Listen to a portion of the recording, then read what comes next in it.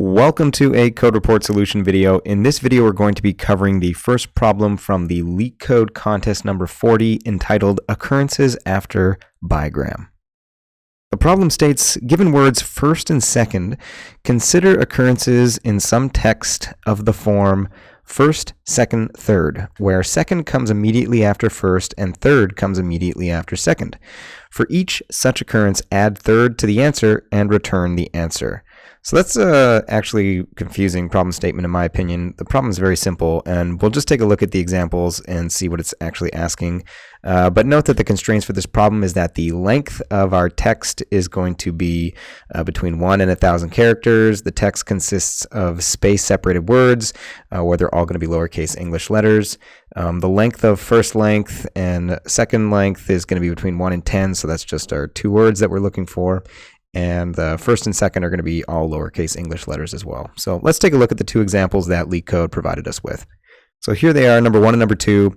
And essentially what this problem is giving us is a sequence of words separated by spaces, obviously, and then two words, first and second. So in our first example, we have a or a and good.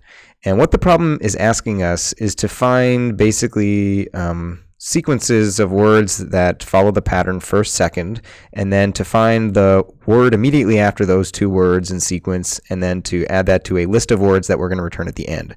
So for this first example, we basically are looking for the word and then the word good.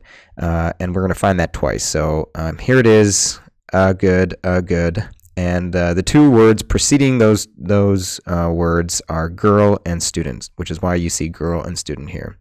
So we don't really need to walk through the second example. It's pretty straightforward in terms of understanding this problem. So how do we go about solving it? This isn't a particularly difficult problem.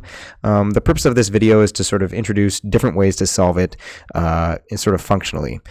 And we're going to start with the Python solution, and the way we're going to solve it in Python is using a function called zip. So the idea is basically going to be that we can take 3 different words at a time by zipping 3 different strings of sort of slightly different lengths, and then taking a look at the words at the beginning of those lists of words. But the first thing we need to do is split our string into a list of strings, which are going to represent the words. So this is very difficult to do in C++, but super easy to do in Python. So you're going to end up basically with a list of words that looks something like this, and then we're going to zip together sort of 3 words at a time. And so the way we do that is we're going to look at basically the full list of words, and then remove the first element to get sort of the last n-1 words, and then we're going to do the same thing one more time to get the last n-2 words. So now we sort of have 3 lists, and when we zip these together, we're going to get sort of these 3 words at a time when we use destructuring. And so we're just going to destructure for each set of 3, and then anytime we find a pattern where the first 2 words in our sort of set of 3 words are equal to first and second, we're just going to add the third one. The second way to approach this problem is very similar, but instead of zipping, we're going to use a function called sliding. The idea here is basically we just look at 3 elements at a time, and then we check, are the first 2 elements in those 3 elements equal to first and second? If so, add the third. If not, just continue on. So then you take a look at these 3, still doesn't match, and then we hit these 3, and of course this matches our pattern, so we add the third element here.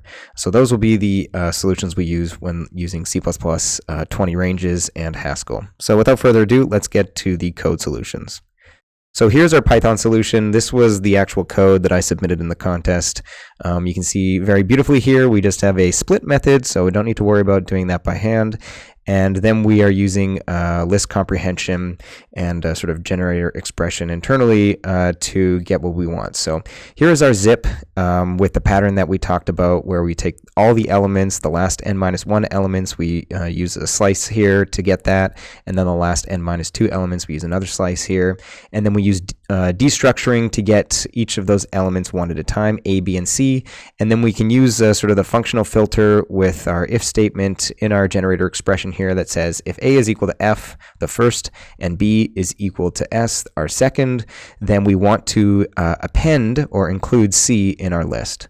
So it's going to go through and do all the work for us, and at the end we're going to end up with a list of words such that the problem asked for them. So Python is definitely this between sort of Java, C++, and Python, which are the three main languages on this channel that I cover.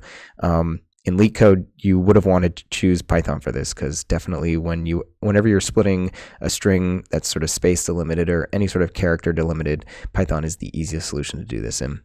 Moving on to our C++ 20 ranges solution. So note that LeetCode does not have support for C++ 20, obviously, but this is just sort of a fun educational exercise. So here we're doing the sliding method. So the first thing we're doing up here is we're splitting our string s by spaces.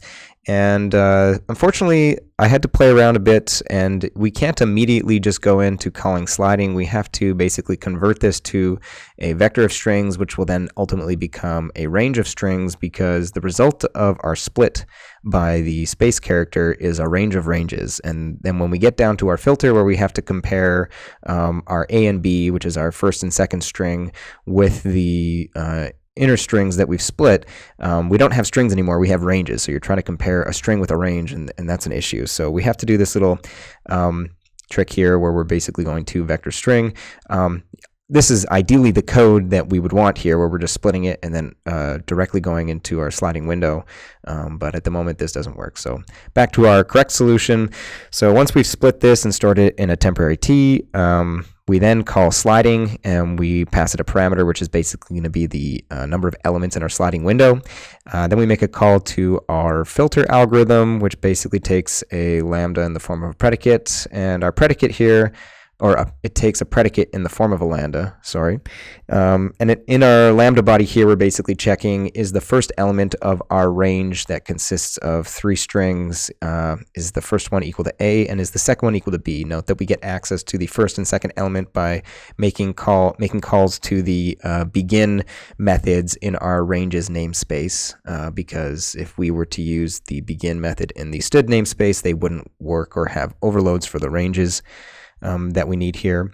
And so once we've done this, we've filtered our list down to basically be a range of ranges that are 3 strings at a time. And at this point, we need to sort of map or transform the 3 strings at a time that we have to just be the last one, which is what the problem is asking for. So here we do a transform where we basically just take the last string in our ranges of 3 strings. So we can do that by making a call to the our begin method in the ranges namespace. And note that I'm using the C versions because we're not doing any sort of modifying operations here, so it's returning const iterators, which is better. And in the very end, we just need to do, once again, sort of conversion to a vector string, because that's the declaration of the function that LeetCode provided us with. So not as pretty as you'd like. Like I said, ideally, we want to be able to do this, but I'm sure there's a reason why it currently doesn't work like that.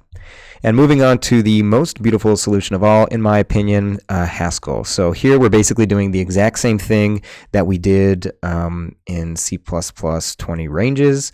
Just the function names are slightly different. So the split here is called words. Words is just a specialized version of split that has the space delimiter baked into it.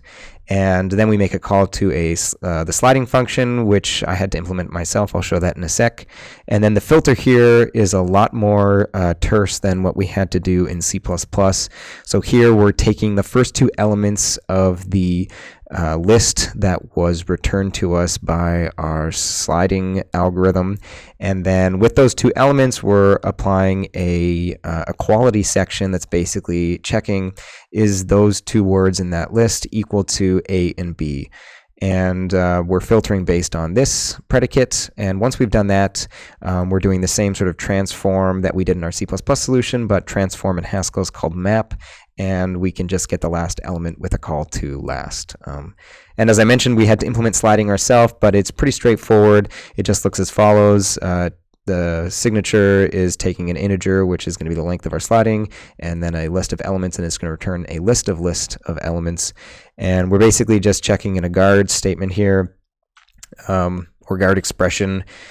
If the length of our current list that we've passed is equal to the length that we want to return, then just return that in a sort of list of list form. Otherwise, we're going to make recursive calls to sliding by first taking sort of the first k elements and then using the cons operator here, which is going to add it to the list of lists that's returned to by a recursive call to sliding, which we're going to call with k again, but then with the n-1 elements from x's. That's what the tail gives us here. So it's the equivalent in Python of doing the bracket 1 colon bracket.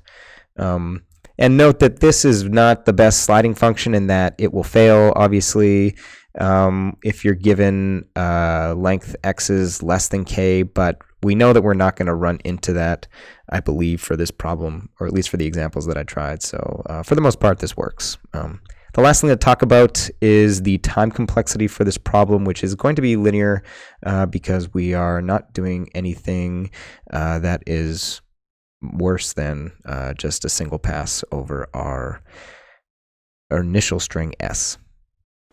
As always, if you enjoyed this video and found it helpful, hit that like button. If you want to see more, make sure to hit that subscribe button.